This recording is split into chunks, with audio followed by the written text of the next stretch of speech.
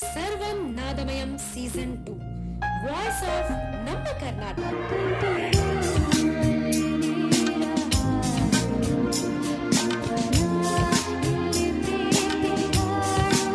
ಹಾಡಲು ಬರ್ತಾ ಇದ್ದಾಳೆ ಪುಟಾಣಿ ಚೇತನ. ಇವರು ತಮಿಳುನಾಡಿಂದ ಬಂದಿದ್ದಾರೆ.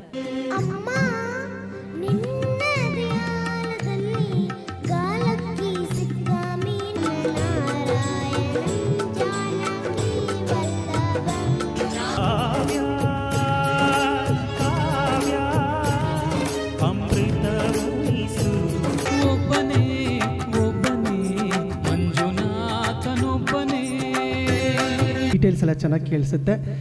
ವೆರಿ ಗುಡ್ ಸಿಂಗಿಂಗ್, ತುಂಬ ಇಷ್ಟ ಆಯ್ತು.